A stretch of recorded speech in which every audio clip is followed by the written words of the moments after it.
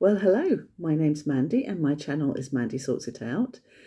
And I'm at a different venue today. I am at my son's house and I am staring at my son's cat, who I think might leap down upon me at any moment, but we will see. I would stroke him because he's looking very cuddly, but he doesn't like being stroked unless he's on the floor. If he's up high and you stroke him, he's tendency to bite you, so I shan't.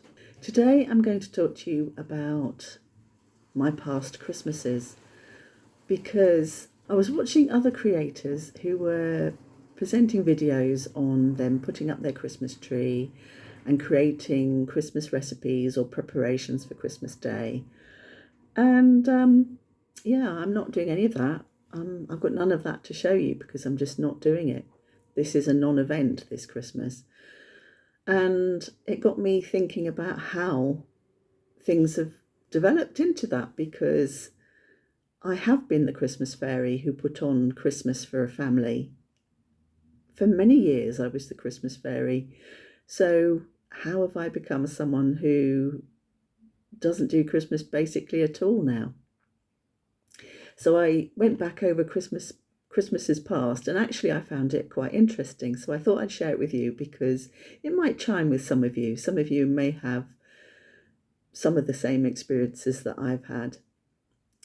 So, looking back at Christmases past, when I was a tiny tot, Christmases were lovely. My mum always put a lot of effort into Christmas and they were magical. I remember being very excited and just loving it. The gifts, the chocolates, the sweets, the cakes, all the specials that came out at Christmas. In our house, Christmas started about a week before the actual day because the decorations went up then. And on Boxing Day, the decorations came down.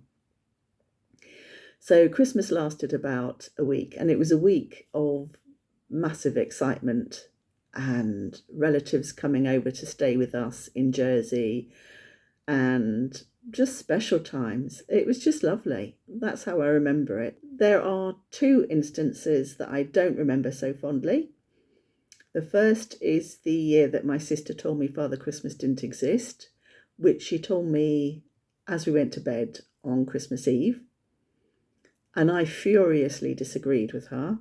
And she said, well, just wait up then and see, because it won't be Father Christmas that puts the stocking on your bed. It will be Daddy in a Santa suit. And I forced myself to stay awake, thinking, how on earth am I going to be able to tell the difference between Santa Christmas and Daddy in a Santa suit? They're going to look so similar. It's going to be really difficult. I'm going to have to really concentrate. And I've got to pretend to be asleep. How am I going to manage this?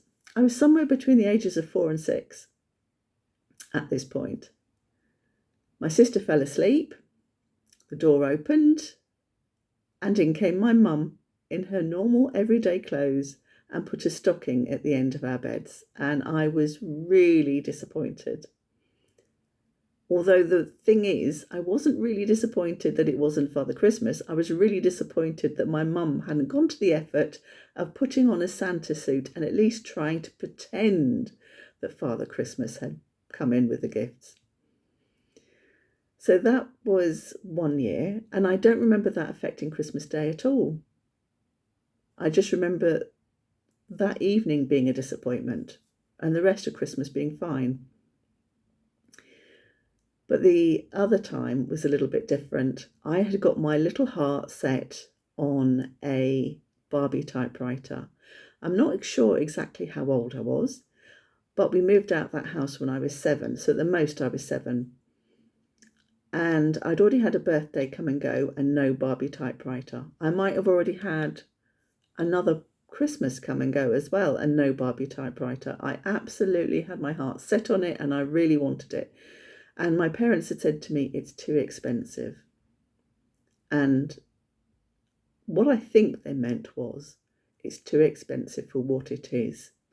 Which, looking back, I totally agree with now. But at the time, I just thought, yeah, they can't afford it. Okay, that's fair enough. That's fine.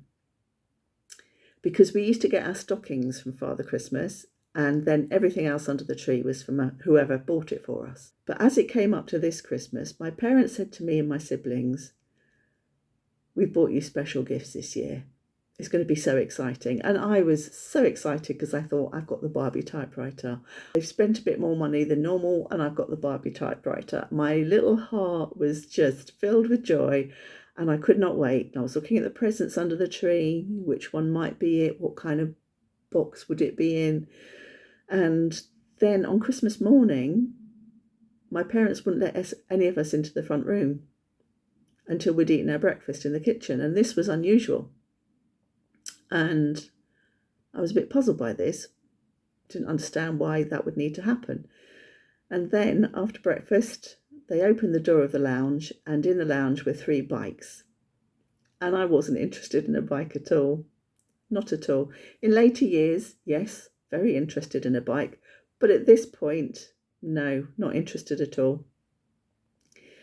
My brother and sister were, but I was not. I was still hoping for a Barbie typewriter under the tree, but it dawned upon me as they were encouraging me to be excited about this bike that this was a special gift that they'd talked about and there would be no Barbie typewriter under the tree. I was absolutely heartbroken. I tried not to show it. I tried to be appreciative. I tried to not make my parents feel bad, but I was absolutely heartbroken. And they wanted us to cycle up and down in front of the house. Now, this was the only year that I knew it to snow on Christmas Day in Jersey, and there was snow on the ground, and I didn't want to cycle with snow on the ground. I wasn't a confident cycler at all. But my parents really encouraged me, and my brother and sister encouraged me. They were whizzing up and down the road like whirling dervishes on their bikes. So I got on my bike, cycled up the road, tried to turn round, slipped, fell crashing to the ground, skinned on my knee, and would never get back on the bike.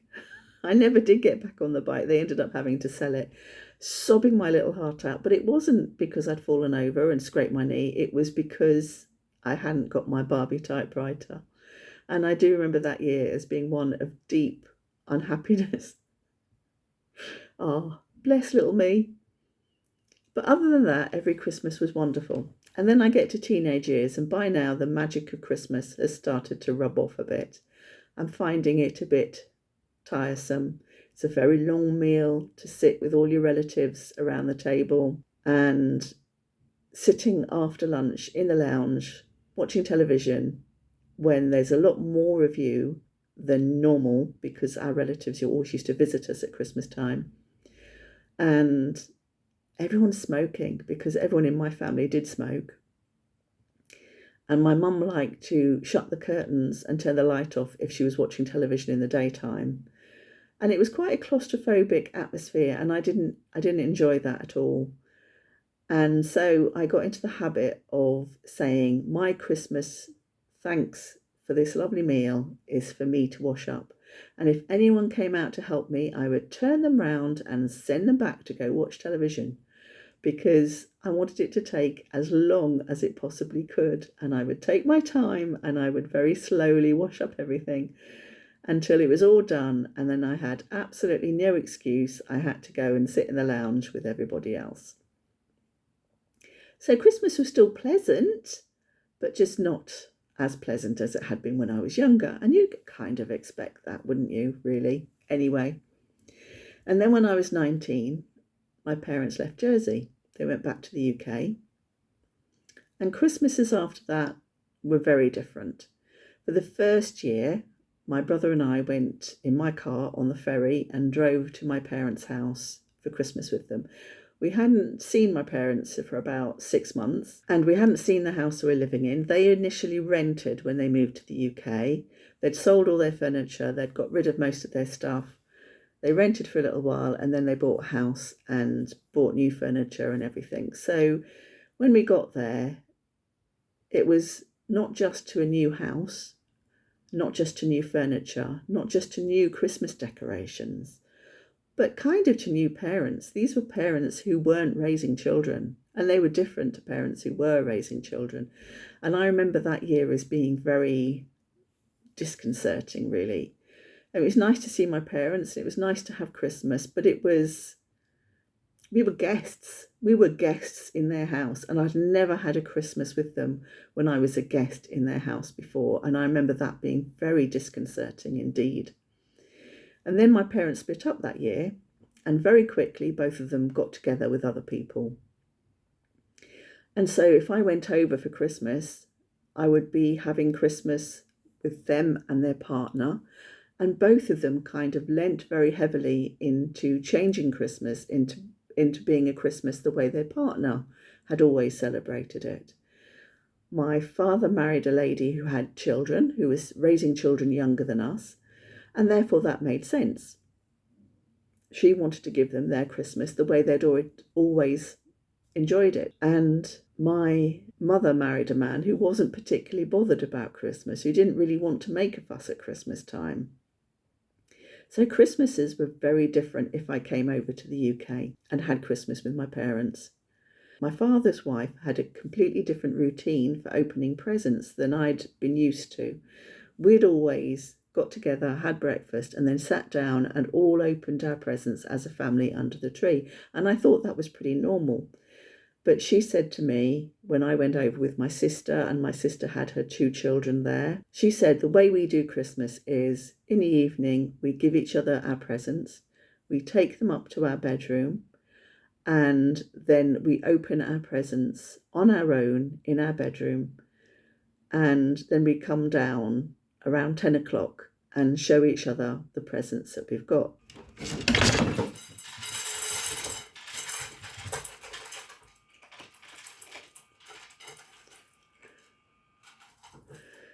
So that's what we did, and it felt very unusual, but I was in a room with my sister and the 2 children, so at least I was celebrating Christmas with them. It felt like that was my celebration of Christmas, and then we had a meal together. Now, if I was at home in Jersey, I didn't celebrate Christmas with anybody else. I wouldn't go to someone else's Christmas to celebrate it with them, because it just felt funny being with someone else's family and not my family. So I would not celebrate Christmas with them. But what I did used to do, I got into the routine of taking people their Christmas presents on Christmas morning. So if it was a family, for instance, not if it was one person, but if there was a family, if one of my friends was married with kids, or my sister with her family, I would go round Christmas morning and take all their presents to them. And I would do this to 4 or 5 different people. And it would take me most of the morning and afternoon. And I would have arranged it before them, so I knew what time they were cooking and what time I'd be arriving, so it wouldn't really interfere with proceedings. And I'd plot my little path, and people had Christmas different times. Some people would eat at 12, some people would eat at 3 or 4. So yeah, I had a little path, and then I'd get home, and I'd usually get home around about 4 o'clock. And I don't recall what I ate. It would be whatever I fancied I'd have ready.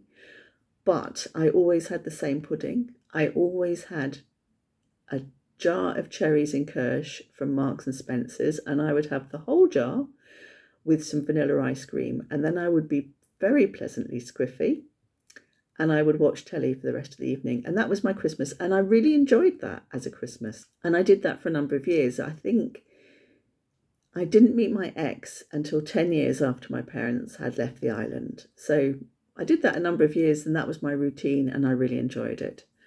And then I met my ex. And after I met my ex, I spent every Christmas with him. So I celebrated Christmases at his house with his family, and eventually we moved in together, and we had at least one Christmas where it was just the 2 of us together. I don't remember much about that Christmas, apart from the fact it was a very drunken Christmas, and we didn't start cooking dinner till about 4 o'clock in the afternoon. But it was lovely. It was really lovely. But my ex's family were very keen to see him on every day over Christmas, and that became a tension over Christmases. We moved in together, we got married, we had children, and Christmases became all about our children and giving them the kind of Christmas that we felt they should have, a really nice Christmas. And I found this to be both lovely, watching my children really enjoy Christmas. That is the real joy of Christmas for me, but also really, really stressful, because I ended up with the majority of Christmas tasks. My Christmas preparation had to start in September, and I found that year after year after year, I was starting to feel a bit overwhelmed. And when I packed up the Christmas decorations, and I had taken on my mum's way of thinking, and I would start packing away at Boxing Day. I would start packing the decorations away. I wouldn't do all of them in one go because my family objected to that, but I would start with the things that were starting to annoy me the most. And yeah, after about a week, everything was gone. And I did put decorations up by about the 1st. I think we started on the 1st of December. We'd have decorations up because my kids really loved having the decorations up. And we would do special things on Christmas Eve. We would always cook on Christmas Eve and have gingerbread and chocolate cake over the Christmas period. And I'd make a trifle. We might make brandy butter. There would always be cooking tasks on Christmas Eve to keep the kids busy. In the afternoon, I would still go out and take Christmas presents around on Christmas Eve afternoon. So there was some traditional Christmas tasks. I would give them their presents in the morning round the tree. They would have stockings. My ex's family didn't do stockings. They did pillowcases, but he was quite happy for me to do stockings with our kids. So that was fine, that was agreed to. And other than that, our Christmases weren't that different. Presents around the tree in the morning, and then a lunch, and then sitting around the telly, it was more or less the same. My ex was very good at a roast dinner, so he did quite a lot of the cooking on Christmas Day. I might have done a lot of the cooking up until Christmas Day, but he did a lot of the cooking on Christmas Day. We used to have family round. So Christmas days were quite large events. I think the largest one I did was for 13 people, which I'm unlucky for some, but that was the last Christmas I spent with my father before he was killed. So it's something I look back on very happily. So that was Christmas with my ex. And then my ex and I split up. Because we both wanted to see the children on Christmas Day, what we agreed was that we would split the day. Somebody would have the children until 12, the present giving time, and somebody would have the children post 12 for the lunch. And I asked for the morning because I really liked Christmas Eve and Christmas morning when you give out the presents. And I wasn't bothered about the lunch, never had been bothered about the lunch. So I was quite happy to miss that. So that's what we did.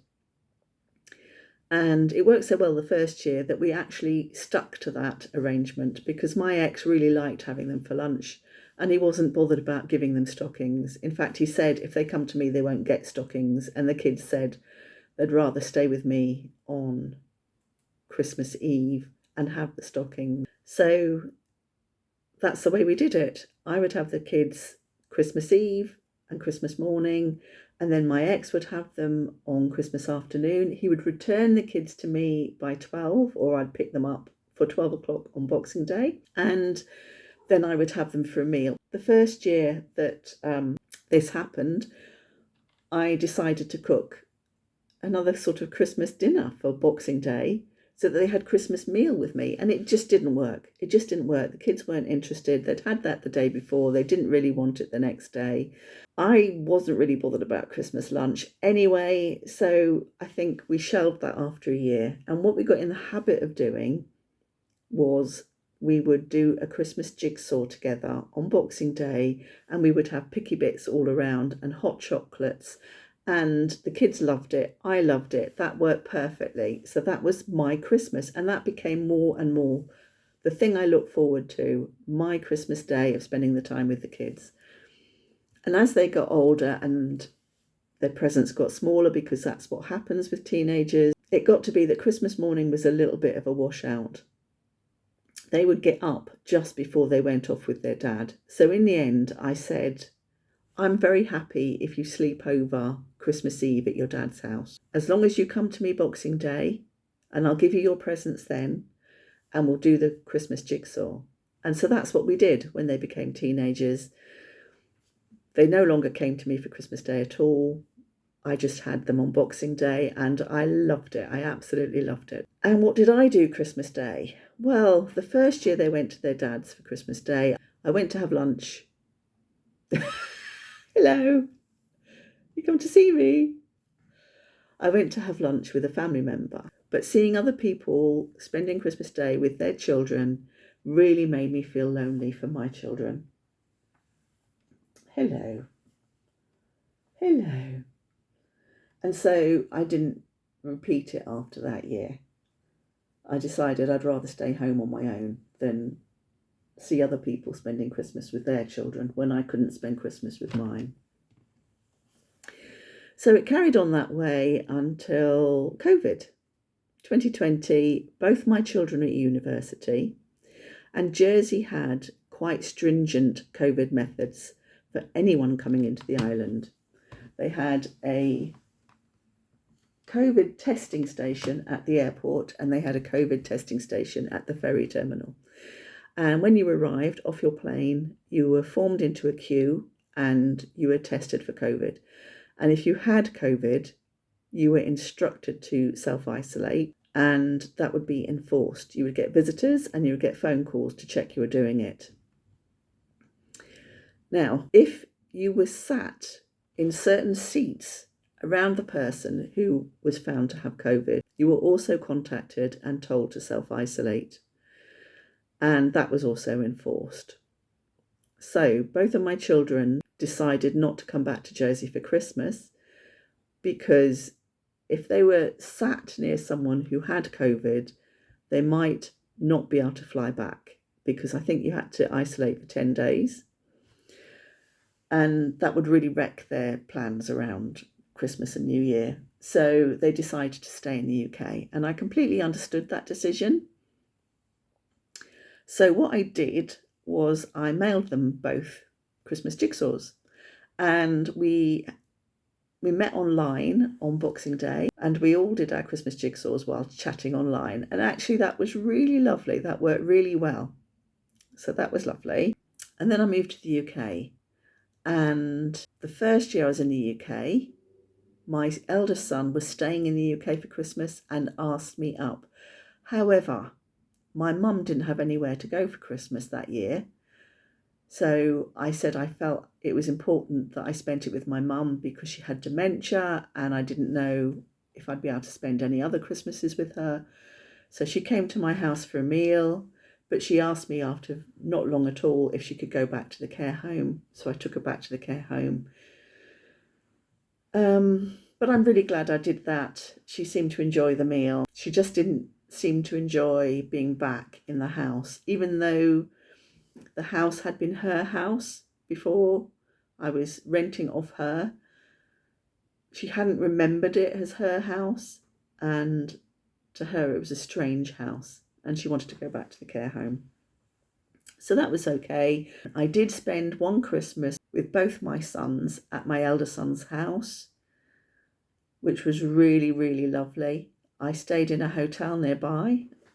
There's a Premier Inn that's quite cheap nearby, so I stayed there and had a really lovely time. And we did a jigsaw. We did a jigsaw on the Boxing Day, and it was really, really lovely. My son cooked a fantastic meal, and I really enjoyed it. I really enjoyed both days. All these Christmases are built up to show me that Christmas isn't the 25th of December. Christmas is, for me, when I get together with my sons. And this year, that looks like it's not going to happen over the Christmas period.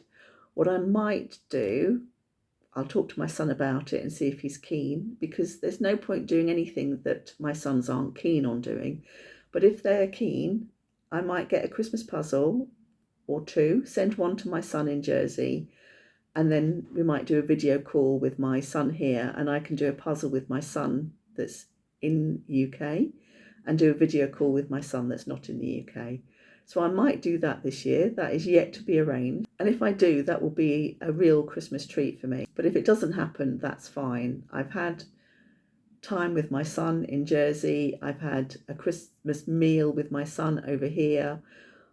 And I've had a Christmas meal with a friend in Jersey. So I feel like I've had my Christmas. So that's normally my aims at Christmas, is have a turkey dinner. And if I can, do a puzzle with my kids. But I have bought myself a Christmas present this year, although it's not really a Christmas present because I do very occasionally buy this for myself anyway. But I've decided to buy a month's Netflix subscription. So on the 1st of December, I signed up to Netflix for the £5.99 membership, which gives you adverts, which I don't mind at all, gives you a break to go make a cup of tea. And I immediately cancelled it, and therefore it will end on the 31st of December. And I'm really enjoying watching the films on Netflix. There's so much on there. I haven't been on Netflix for so long that there's just so much I want to look at. And in particular, on the 12th of December, the next Knives Out film comes out, and I'm really looking forward to watching that. Thank you for watching all the way to the end of this video. I hope you've enjoyed it, and I look forward to seeing you next time. Bye!